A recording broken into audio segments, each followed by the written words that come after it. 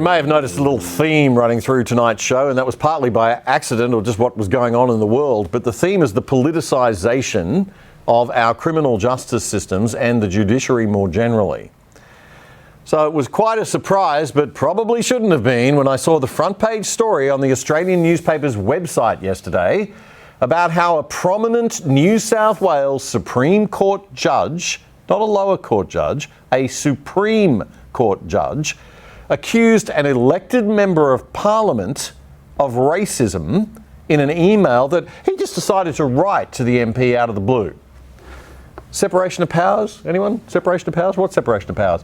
New South Wales Supreme Court Judge Ian Harrison wrote to the National Party federal MP Pat Conahan on Wednesday morning to tell him that his views on the voice to Parliament were disgusting, paternalistic and racist. Imagine rocking up to work in the morning, opening up your emails. Oh, look, the Supreme Court judge has dropped me a line. Oh dear. As the kids like to say, WTF. This is inappropriate in the extreme. Nationals MP Pat Conahan is a former solicitor and police officer himself. Judge Harrison has accused him of racism. It's always so meaningful these days when people throw racism as a slur around, isn't it? I mean, when I got called a wog at school, at least that was actual primary schoolyard racism. These days, math can be racist. Anyway, the good judge called the good MP a racist over his opposition to an Indigenous voice to Parliament.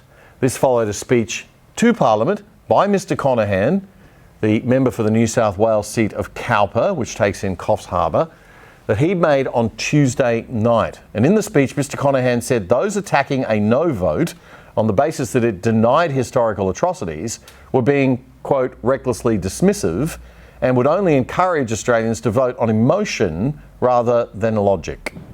Sounds like a pretty fair assessment to me.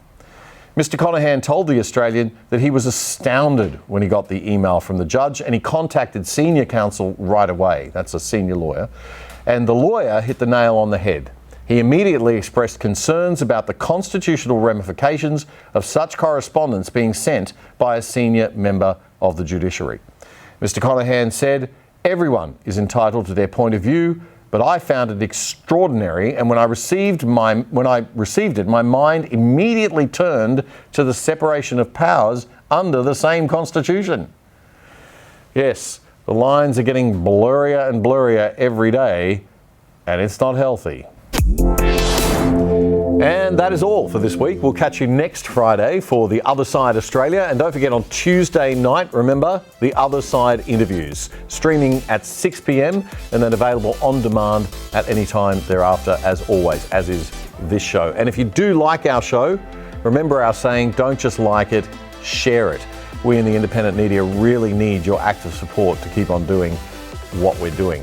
And don't forget to check out all of our back catalogue of interviews and back catalogue of the Other Side Australia shows. And definitely don't miss Alan Jones' interview with Donald Trump Jr., which is on demand and available now too. So have a great week, and we'll catch you soon.